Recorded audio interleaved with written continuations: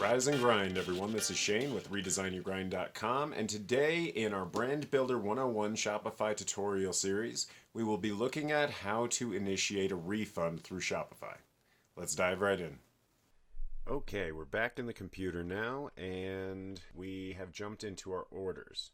So this is one of our brands, and we actually ran out of sellable product, but we had an inventory issue where it said there was still one available through our website. So we have to go in and we need to refund this order.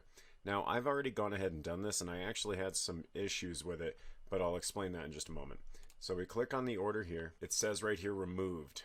That's because if you look at a regular order, click the next order down from February 3rd, there is this refund button right here. Excellent. So we're just going to have to click on that and it'll refund the order.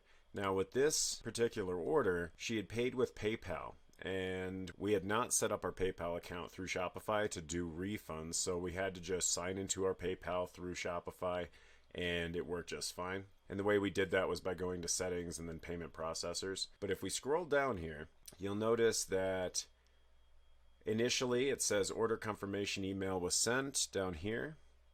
Then we realized that we didn't have the product. This has never happened to us before, and this is not a situation that we really wanted to be in, but it did happen. So we immediately sent a follow-up email to the customer to make sure that they knew what was going on because they had already paid us. Then you can see I tried to hit that refund button and it said unable to refund, and then it brought up a whole bunch of different information down here, and essentially I had to go through because of the status failure, and I had to figure it out. What had happened was we have multiple PayPals linked to multiple e-commerce websites, and I had it linked to the wrong one. Stupidity on my part. So right here you can see it was once again unable to be refunded, so I had to check all my account information and re-enter it, and then it says a refund for $23.12 is pending, and this was a couple minutes after this last one here. So this was February 28th and is now March 2nd, and it's still pending. We can go down and it says, it says the reason why, and essentially what their reasoning is because they need to do some sort of e-check. So it says refund status delayed, pending reason, e-check. And I'm sure that it'll go ahead and refund her money, and if it does not, then we'll have to go through a different way of refunding her money directly. However, that's really as easy as it is, guys. So up at the top, after you hit refund, it's going to ask if you want to restock the product.